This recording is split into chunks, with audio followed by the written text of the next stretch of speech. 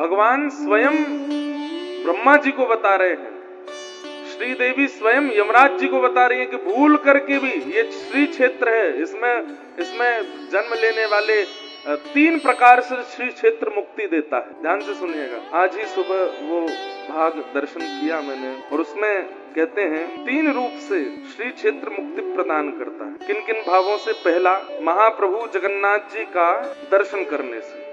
सबसे पहला तो उनका दर्शन ही है जिससे मुक्ति प्राप्त होती है। दूसरा, श्री क्षेत्र में, पुरी क्षेत्र में जन्म लेने से। यहाँ किसी व्यक्ति का यदि जन्म हो जाए तो उसकी मुक्ति निश्चित है। और तीसरा कहा, महाप्रसाद सेवन कर। जो महाप्रसाद है उसका निर्माल्य या फिर महाप्रसाद सेवन किया हो और उसी के बाद ही यदि प्राण चले जाएं तो मुक्ति निश्चित। तो धाम निवास, रूप दर्शन और प्रसाद सेवन, ये 3 प्रकार हैं श्री क्षेत्र में मुक्ति प्रदान करने। इस प्रकार स्वयं लक्ष्मी जी बता रही हैं, स्वयं जैमिनी जी महाराज ऋषियों को वर्णन कर रहे हैं। इतना सुंदर महात्मा, हम तो अभी पढ़ ही रहे हैं पूरा। आज तो भूमिका थोड़ी सी कहेंगे, कल महाप्रभु जगन्नाथ जी के पूरे प्रादुर्भाव की कथा सुनाएंगे। आद्योपांत कैसे ये दारू ब्रह्म यहाँ जगन्नाथपुरी में विराजे, स्कंद पुराण में जैसा लिखा है बिल्कुल वैसा। और क्योंकि परसों इनका जन्मोत्सव है, परसों महाप्रभु जगन्नाथ जी का जन्मोत्सव है, प्राकट्य उत्सव, और उसी पर स्नान पूर्णिमा का कल परसों क्रम होगा। तो कल हम स्कंद पुराण से कथा का प्रारंभ करेंगे। पूरी कथा चाहे 3 घंटा लगे, 4 घंटे में, लेकिन वक्ता है ना, वक्ता का स्वरूप क्या है कि विस्तृत को भी सूक्ष्म कर दे और सूक्ष्म को भी विस्तृत कर दे, वो वक्ता का गुण। तो वो गुण ठाकुर जी कृपा से थोड़ा बहुत आ गया है। तो 3 घंटा जितना समय लगेगा, कल पूरा पुरुषोत्तम महात्मा सुन, और महाप्रभु जगन्नाथ जी के पुरी में विराजमान होने तक की पूरी लीला, और उसके बाद स्नान पूर्णिमा का क्रम कैसे होता है सब कुछ।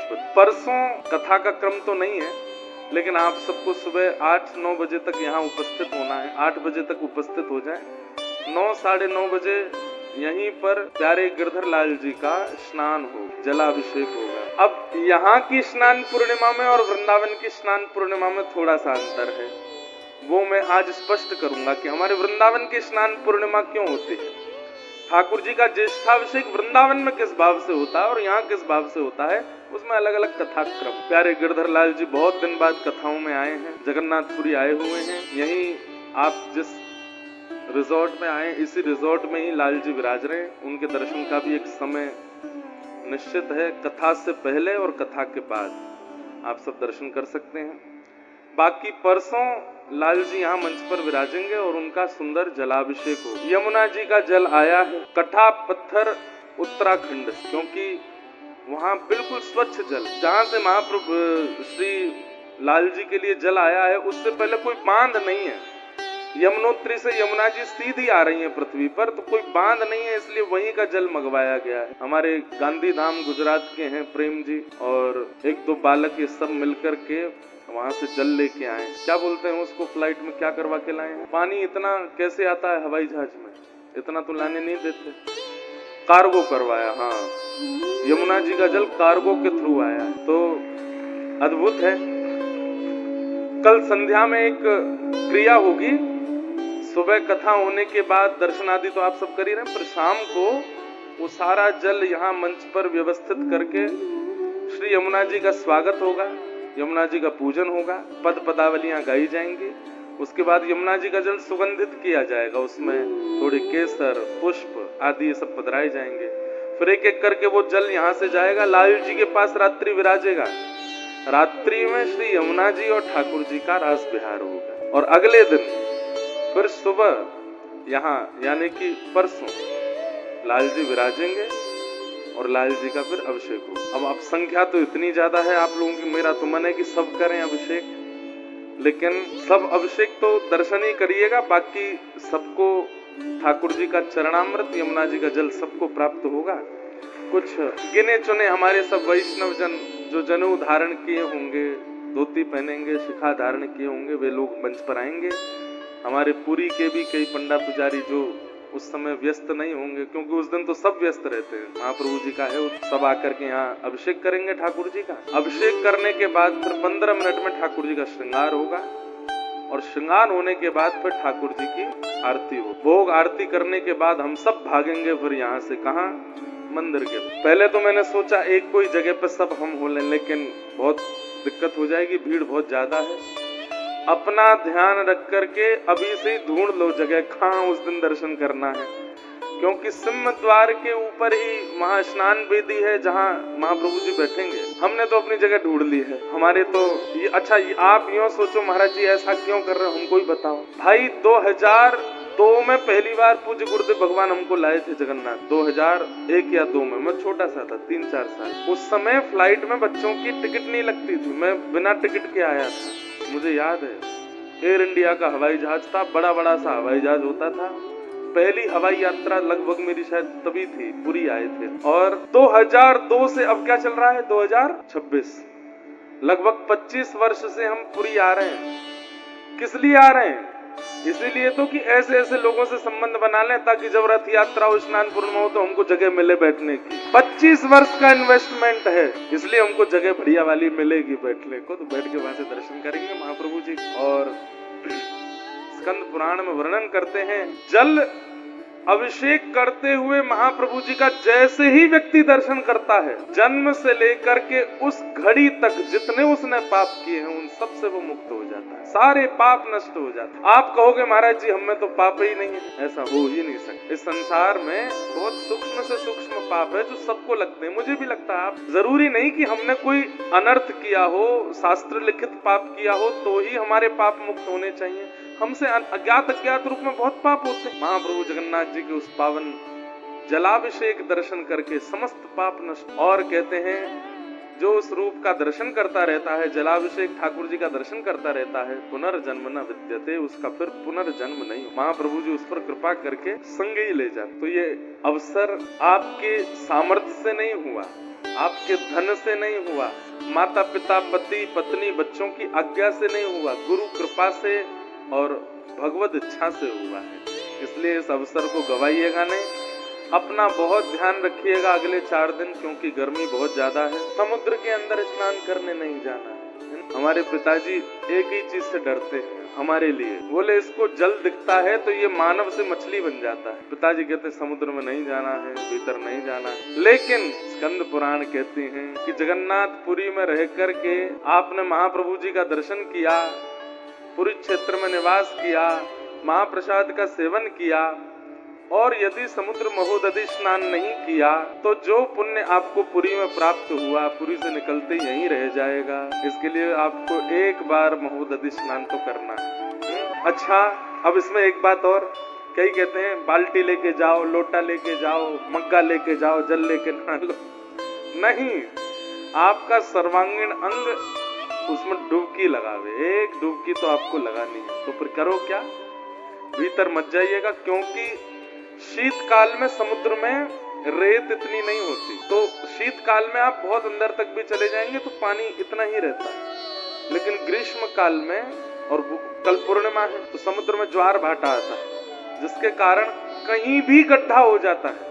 अब आप 10 कदम चले तो हो सकता है वहां पर 50 फीट गड्ढा हुआ तो डूब जाओ। इसलिए जहां लहर आ रही है वहां बैठ जाइए और समुद्र नारायण भगवान के आगे हाथ जोड़ के कहिए, नाथ आप ही स्पर्श करके स्नान करा दो, थोड़े भीतर जाके बैठ जाओ, लहरें आकर के आपको जैसे ही पूरे गिरे हो जाओ तुरंत भागे आओ, प्रणाम। बस ये स्नान एक दिन तो करना। तो ऐसा सब भाव है। और हमारी अगर प्रार्थना मान सको तो एक समय की प्रसादी तो महाप्रसाद ही पाना है। हम तो 2 समय महाप्रसाद ही पाएंगे, हम बाहर का कुछ नहीं पाते, रसोई भी नहीं बनवाते अपने लिए। लेकिन आप सब लोग यहाँ प्रसाद की व्यवस्था भी होगी, या जो आयोजक आए उनकी भी होगी, या जो भी, मुझे पता नहीं है, लेकिन एक समय का प्रसाद तो आपको महाप्रसाद ही पाना है। आनंद बाजार जाओ, आनंद बाजार कितने लोग पूरी पहली बार आए, हाथ ऊपर कर, हे भगवान पहली बार आए हो, आपको तो रोना चाहिए बैठकर, क्योंकि इतना समय निकाल दिया हमने, इतने दिन इतने वर्ष के बाद आए हैं पूरी। और क्यों, माधवदास जी जब आए थे, भगवान जगन्नाथ के परम भक्त श्री माधवदास, वे 21 या 22 वर्ष की अवस्था में आए थे पहली बार। 4 दिन तक रोते ही रहे। क्यों? कि मैंने 21 वर्ष लगा दिए महाप्रभु जी को देखने, 21 वर्ष का समय लग गया। यहाँ तो भैया बहुत पहले ही आ जा, हमारे पिताजी गुरु माँ गुरुदेव ने बड़ी कृपा की, जब होश भी नहीं था तब ले आए थे हमको पुरी। तब से ही महाप्रभु जगन्नाथ जी से जोड़ दिया। बहुत छोटी अवस्था में ही, पता नहीं पूज्य गुरुदेव को याद भी है कि नहीं, बहुत छोटा था, गोदी में ही रहता था, पैदल चलना आता था लेकिन चलते नहीं थे, लाडले लाला थे। तो उस समय पर पुरी आए थे और आज तक वो स्मृतियां हैं। मेरी सीट नहीं थी हवाई जहाज में, खड़े होके आया, माता जी के आगे ऐसे खड़े होके आया था, छोटा सा। एक दिल्ली की पूज्य गुरुदेव की एक शिष्या है, बहुत उम्र तो काफी नहीं, वो तो भगवत धाम ही पधार गई अभी, तो वो भी थी हमारी। तो तब से महाप्रभु जी के पास आ रहे हैं, इसलिए खूब आनंद कीजिए, लेकिन अपना बहुत ध्यान रखिए। बहुत भाग दौड़ या कहीं भीड़ भाड़ वाले क्षेत्र में धीरे से थोड़ा ध्यान रख के जाइएगा, क्योंकि आप कथा सुनने आए तो कहीं ना कहीं हमारी जिम्मेवारी है आपकी सुरक्षा। समुद्र में बहुत भीतर मत जाइएगा, दोपहर में बहुत गर्मी में मत घूमिएगा, निकलो तो छतरी लेके जाना, हाइड्रेट रहना, पानी लेके चलना साथ में, क्योंकि यहाँ पसीना बहुत आता है तो पानी बहुत जल्दी खत्म होता है। आप सब अपना बहुत बहुत ध्यान रखिएगा। खूब प्रेम से हम लोग कथा का लाभ लेंगे, मधुर मधुर लीलाएं ठाकुर जी की सुनेंगे। कुछ प्रश्न मेरे पास आज आए हैं, इनका मैं थोड़ा यथाउचित उत्तर दे दूं। और देखिए कितना सुंदर दर्शन, एक बार बलैया लो इनकी। ये स्नान पूर्णिमा वाले दिन का ही दर्शन। अभी कल तक कटक में कथा थी, वहां भी महाप्रभु जगन्नाथ जी का नित्य दर्शन। हमारे इतने बढ़िया मित्र हैं सब जगन्नाथपुरी के, ऐसा हमको अनुभव करा देते हैं जगन्नाथ जी का कि हम क्या। तो कल तक कटक में कथा थी, वहां भी जगन्नाथ जी विराज रहे थे, रोज नया दर्शन होता। किसी दिन अवकाश दर्शन होता, किसी दिन ठाकुर जी का स्वर्ण भेष, सोना भेष हुआ, ऐसे सुंदर सुंदर दर्शन हुए। ये ठाकुर जी की स्नान वेदी का दर्शन। महाप्रभु जगन्नाथ जी जब स्नान वेदी पर विराजमान होते हैं तो अभी श्लोक लिखा है स्कंद पुराण का, लेकिन जो मैं बोलूं शायद वही हो। ये दोले च है कि डोले, डोले डोलता है। दोले च दोल गोविंदम चापे च मधुसूदन रथे तु वामनम दृष्ट्वा पुनर्जन्म न विद्यते। डोल वेदी में गोविंद का दर्शन। ये डोल वेदी संभवतः होली के समय होती है। अच्छा, झूला पर, हमारे यहाँ डोल होली पर होता है ठाकुर जी का डोल। तो झूला पर विराजमान गोविंद का दर्शन करना, नौका विहार करते हुए मधुसूदन का दर्शन करना, रथ के ऊपर विराजमान महाप्रभु जगन्नाथ का दर्शन करना, महाप्रभु वामन के रूप में दर्शन करें। इन दर्शनों को करने से पुनर्जन्म नहीं होता है। ऐसे ठाकुर जी के दर्शनों की विधा। ये अभी दिख रहे हैं टीवी उस पर स्क्रीन पे, ये डोले च गोविंद, मतलब डोल यानी कि झूला पर विराजमान गोविंद का दर्शन। नौका विहार करते हुए मधुसूदन, यहाँ पर सुंदर ठाकुर जी का नौका विहार होता है। कितने दिन तक ठाकुर जी नौका विहार करते हैं, वो सरोवर भी है, वहां दर्शन करके आना एक बार। और रथ के ऊपर महाप्रभु वामन रूप में दर्शन करने पुनर्जन्म न विद्यते। ऐसे ठाकुर जी के मधुर दर्शन है। तो ये रत्न ठाकुर जी स्नान वेदी पर विराजमान इसी स्वरूप में होंगे परसों, तो वही स्वरूप यहाँ पर विराजमान है। श्री बलभद्र जी, सुभद्रा जी और महाप्रभु जगन्नाथ जी और सुदर्शन जी, चतुर्व्यूह रूप। इसका खूब भाव से दर्शन करो। बाहर कितनी अच्छी एंट्रेंस बनाई है, पूरा महाप्रसाद, कैसे महाप्रसाद की हंडियां हैं, कैसे लोग सब सिद्ध करते हैं, सब बाहर उसका निर्माण किया गया है। और भीतर प्रवेश करते ही श्री राधा रमन लाल जी विराजमान है। उसमें एक संशोधन हम करना चाहते हैं कि राधा रमन लाल जी वहां मुख ना करके इधर मुख कर लें। यहाँ जगन्नाथ जी को देखते रहें, कथा श्रवण करें। किन्हीं बालक के श्री राधा रमन लाल जी जैसे स्वरूप बाहर विराजमान, तो उनका मुख इधर की तरफ हो जाए तो हमें बेचारे उनका मन हो रहा है कथा सुनने का, ऐसे सुनने तो इधर ही मुख कर लें तो सुख मिलेगा। पूरा पंडाल भी क्या अद्भुत सुंदर बनाया, सब उड़ीसा के। ये देखो रसगोल्ला भोग, अधर पाना, और ये क्या नीलाद्री विजय, ये सब दर्शन यहाँ पर सब करवाए गए हैं। इनका भी सब लोग दर्शन करो। आज क्या सुंदर नृत्य यहाँ पर ठाकुर जी का, जो उड़ीसी नृत्य है, जो यहाँ का प्रसिद्ध है, उसका सब बालकों ने किया था नृत्य। हमारे भैया, ये पिछले वर्ष कथा हुई तब भी यहाँ पर। और महाप्रभु जगन्नाथ जी के जब जगन्नाथ जी रथ की ओर चलते हैं और रथ में आरूढ़ होकर चलते हैं, तब भी ये सेवा करते हैं, ठाकुर जी के आगे नृत्य करते हैं। ठाकुर जी के आगे नृत्य करते हुए इतना सुख ठाकुर जी को देते हैं। आपको बहुत बहुत प्रणाम। बस ऐसे ही आप सेवा। कल भी जब श्री रुक्मणी जी को लेकर के ठाकुर जी, तब भी आपका नृत्य वहां चल रहा था, तब भी मैं पहुंच। बहुत बहुत आपको धन्यवाद। सब बालकों को बहुत बहुत ऐसे ही सब ठाकुर जी की सेवा करें। हमारे भी एक दो रामानुजदासी दास शिष्य हैं यहीं के, उड़ीसा के, पुरी के, कटक के, वो भी उड़ीसी नृत्य कर, अगर आएंगे यहाँ पे तो उनसे भी करवाएंगे। महाप्रभु जी को बहुत प्रिय लगता है। क्यों प्रिय लगता है? 4 युग हैं, सतयुग, त्रेता, द्वापर, कलयुग। सतयुग के भगवान बद्री विशाल नर नारायण भगवान, मूर्ति मैया के गर्भ से प्रकट हुए नर नारायण भगवान। क्यों प्रकट हुए थे?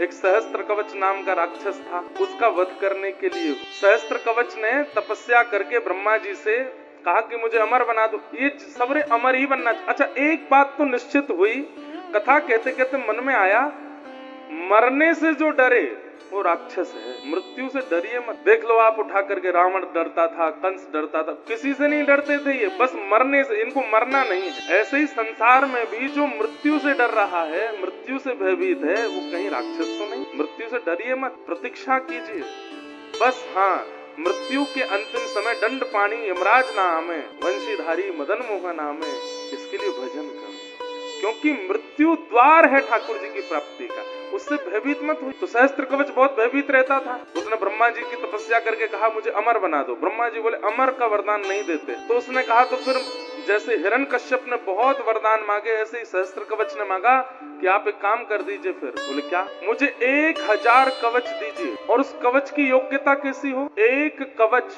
वही काट सके जो 1000 वर्ष तपस्या करेगा।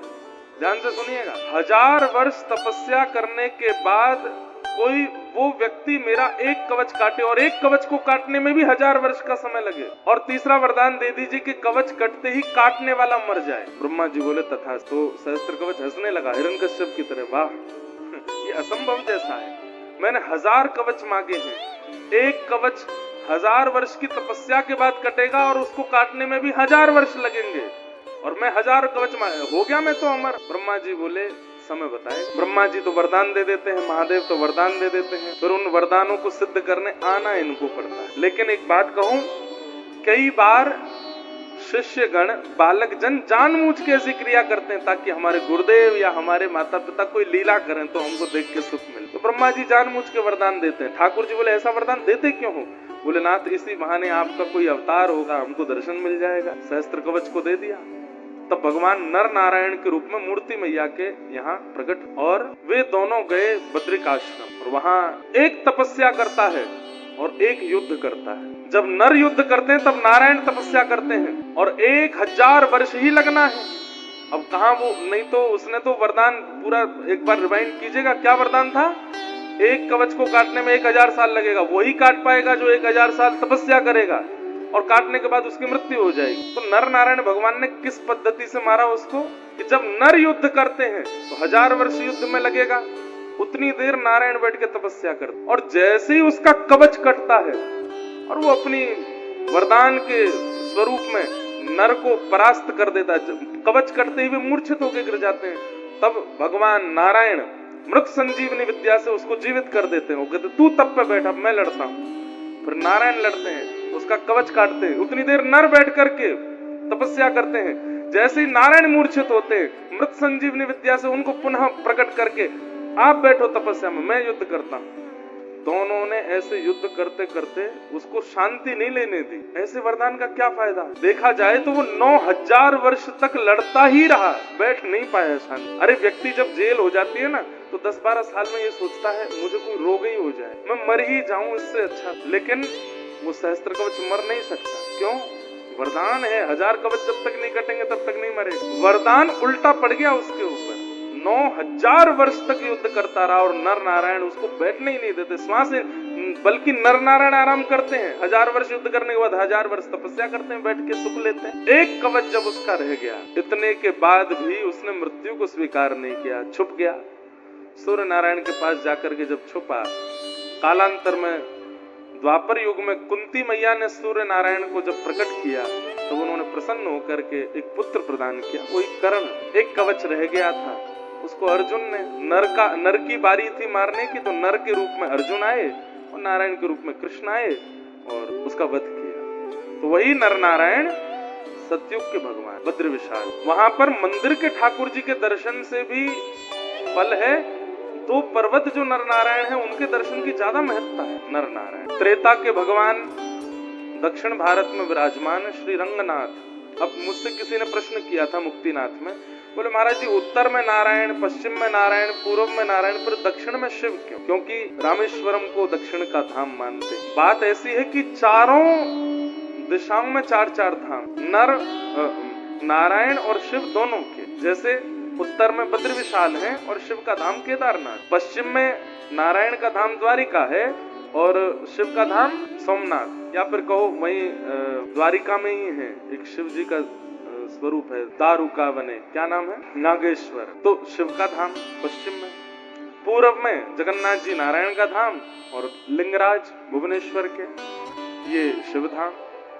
ऐसे ही दक्षिण में श्री रंगनाथ, ये नारायण का धाम है और शिव धाम रामेश्वर। लेकिन बहु प्रसिद्धि रामेश्वरम जी की है, तो लोग दक्षिण का धाम केवल उन्हीं को मानते, केवल वे नहीं है, नारायण का धाम श्री रंगनाथ। तो त्रेता में, सतयुग में बद्री विशाल, त्रेता में रंगनाथ और रामेश्वरनाथ, द्वापर में द्वारिकानाथ और नागेश्वर, और कलयुग में श्री जगन्नाथ धाम, श्री जगन्नाथ का ही महत्व। सतयुग में तपस्या कर रहे हैं भगवान, पूरे सतयुग तपस्या करने के बाद त्रेता में पौड़े हैं, आराम कर रहे हैं, लेटे हैं शेषनाग। द्वापर में उठ के खड़े हुए तो थोड़ा काम वाम देख रहे हैं, राजाधिराज महाराज द्वारिकाधीश शासन कर रहे हैं। और कलयुग में महाप्रसाद, केवल प्रसाद ही पा रहे हैं, सुबह से शाम तक केवल पाते ही रहते हैं। जगन्नाथपुरी प्रसिद्धि है, इतना बड़ी रसोई घर कहीं है ही नहीं, इतनी बड़ी पाकशाला पूरी दुनिया में नहीं है, केवल प्रसाद पाते हैं। इसलिए ये जगतनाथ भी हैं, लेकिन जगन्नाथ भी हैं, पूरे विश्व के अन्न के नाथ भी हैं जगन्नाथ, प्रसाद पाते हैं। और यहाँ प्रसाद पाना ही सर्वोपरि।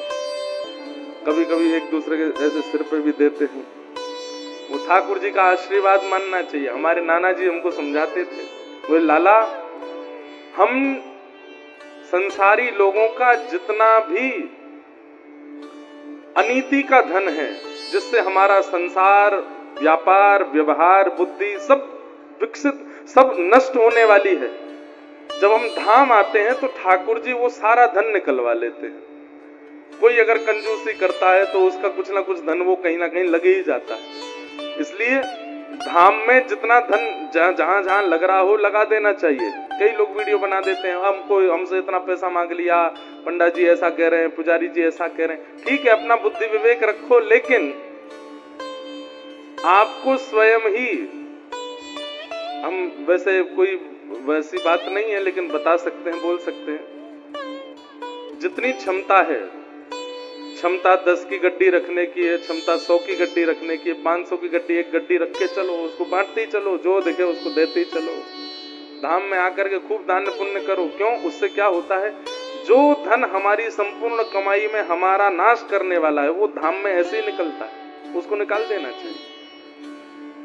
उससे बुरा नहीं मानना चाहिए कि वो मांग रहे हैं, कर रहे हैं। अरे महाप्रभु जगन्नाथ जी के ये सब अंग रक्षक हैं, ये सब उनके सेवाधिकारी, सबको प्रदान करना चाहिए। तब कबीरदास जी कहते हैं, चलते चलते पांव थक गए और महाराज स्थिति ऐसी हो गई, लेकिन तभी सबसे बड़ी शांति, जब आप जगन्नाथपुरी आते हैं तो पहली शांति कब होती है बताओ? मतलब चाहे सफर की थकान हो, चाहे आपका शारीरिक पीड़ा हो, मानसिक पीड़ा हो, सबसे निवृत्त पहली बार आप कब होते हो बताओ? हैं? कैसे पता आपको? ये तो मुझे बताना था आपको। जैसे ही दूर से शिखर दिखाई देता है और नील चक्र दिखाई देता है, फ्लाइट कितनी लंबी थी, पैसा कितने खर्च हुए, कितनी थकान हुई, कितनी भागदौड़ हुई, सब भूल जाते। नील चक्र देखते ही उत्साह आ जाता है। कल सुबह बहुत जल्दी जल्दी वहां सब क्रम हुआ, कटक की कथा हुई, भयंकर गर्मी थी, हालत थोड़ी असहनीय सी हो रही थी। सुबह से कुछ पाया नहीं, 3 बजे जाके भोजन किया, फिर मिलने वाले लोगों से मिलते मिलते 6 बज गए। तो मैं रास्ते में सोचता आ रहा मैंने कि अब मंदिर में भी बहुत भीड़ होगी, कैसे जाएं, और हम ऐसे नहीं जाते मंदिर, बिल्कुल यहाँ के पंडा पुजारियों की तरह पोशाक पहन के जाते हैं मंदिर, बिल्कुल जैसे यहाँ पे ठाकुर जी को वैसे ही देखना प्रिय है, अपने प्रियजनों को तो वैसे ही बन के जाते हैं। हमने कहा स्नान करेंगे, कपड़े बदलेंगे, बड़ा समय लगेगा, क्या करें। तो हमने फोन करके एक भैया को कहा कि दर्शन हम कल जाएंगे, अब आज तो आराम करेंगे थोड़ा। सत्य घटना है, मेरे साथ गाड़ी में जो थे उनको पता भी, मैंने फोन करवा दिया था कि अब जाने की स्थिति में मैं नहीं हूँ, मंदिर नहीं जा पाऊंगा, गर्मी भी बहुत है और मैं कथा नहीं कर पाऊंगा अगर ज्यादा कुछ बीमार हो गया तो। जैसे ही नील चक्र दिखाई दिया है और करीब 8 किलोमीटर दूर से ही मंदिर दिख जाता है, मंदिर देखते ही, नील चक्र देखते ही इच्छा होने लगी चले। कल कटक में हम एक पंक्ति गा के आए थे, थका मन चल चका नयन देखी वह। यहाँ उड़िया वैष्णव कितने, हाथ ऊपर करना, आप सबको तो याद ही होगा, है? थका मन चला चका नयन देखी वह, कितना अच्छा भाव है। तो जैसे ही नील चक्र दिखाई दिया, सारी जितनी पीड़ा थी, जितना थकान थी, सब दूर हो गई। आए, आकर के तुरंत स्नान के कपड़े पहने पहुंच गए, और जैसे ही पहुंचे ठाकुर जी के विवाह का दर्शन हो गया, राजा जी से मिलना हो गया, गजपति महाराज से महाप्रसाद भी हो गया, ठाकुर जी ने चकाचक दर्शन भी कराई दिए, सब आनंद हो गए। और फिर नींद तो छोड़ो, रात में 2 बजे तक स्कंद पुराण और पढ़ते रहे। ऐसी ऊर्जा आई चित्त में कि जैसे कोई थकान ही नहीं थी। महाप्रसाद आप सब लोग एक समय तो पाइए ही पाइए, ये नियम रख लीजिए कि महाप्रसाद हमको पाना है। कुछ प्रश्न हैं, उनके मैं उत्तर दे दूं, फिर उसके बाद कथा का विश्राम की ओर चलेंगे। किन्हीं का भाव है कि मुझे श्री जी के प्रति सखी भाव तथा ठाकुर जी के प्रति जीजा जी का भाव स्वप्न में संकेत हुआ, जिसकी पुष्टि मैंने ठाकुर जी के सन्मुख पर्ची डाल के भी की। गुरुदेव, इस रिश्ते का निर्वहन मुझे किस किस प्रकार करना चाहिए? बहुत ध्यान से सुने, जिनका भी ये भाव है, गुप्त रूप से। आपके संग खड़े होने वाले व्यक्ति को भी ना पता हो कि आप इस भाव में ठाकुर जी, और केवल यही नहीं, कोई भी संसार का संबंध ठाकुर जी से अब कलिकाल की भयावह स्थिति को देखते हुए, आज्ञा करते हुए हम कह रहे हैं, गुप्त रखिए अपने भावों को। ठाकुर जी को जीजा जी ही मानिए, श्री जी को बहन ही मानिए, वो पुष्टि भी कर चुके हैं इस बात की, लेकिन इसका प्रकाशन मत कीजिए किसी के भी सामने। अपने अंतस्थ में और अपने हृदय में ही केवल इसका प्रकाशन करो, और किसी को बताइए भी मत कि हम ठाकुर जी को इस भाव से देखते हैं।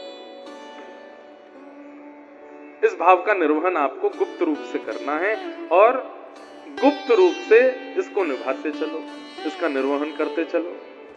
आप कहोगे महाराज जी कैसे संभव है? अरे भैया, संसार, हम कलयुगी जीव हैं, हम बहुत खतरनाक हैं, हमसे सब संभव है।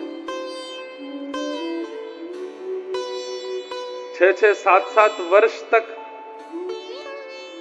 आजकल के युवाओं के बिना बताए संबंध चलते रहते हैं, किसी को पता भी नहीं चलती। फिर 7 वर्ष बाद माता जी इससे ब्याह करा दो हमारा। कहने की बात है, मतलब जब संसार की बात आती है तो हम सब निभा लेते हैं, ठाकुर जी की बात आती है तो फिर ये प्रश्न क्यों आता है कि कैसे निभाएं? गुप्त रूप से उसको भी निभाओ, किसी को पता मत चलने दो, छुपाओ सबसे, बस अंतर्निष्ठ हो जाओ। इसको अंतर्निष्ठ भक्ति कहते हैं। आपका जो भाव ठाकुर जी के प्रति है उसका प्रचार मत करो, गुप्त रखो। प्रचार करने से वो भाव घटेगा। और इसका एक और बात बताऊं, आप ठाकुर जी को जीजा जी मानते हो जिन्होंने ये कहा, पर दुनिया को ये नहीं बताओ, कुछ और बताओ। हम तो भाई मानते हैं इनको, हम तो सखा मानते हैं, या फिर हम इनको गुरु मानते हैं। उनको कुछ और बता के चलो। प्रेम का इस स्वरूप है कि अपना संबंध छुपाया जाए, गुप्त रखा जाए, गोपनीयम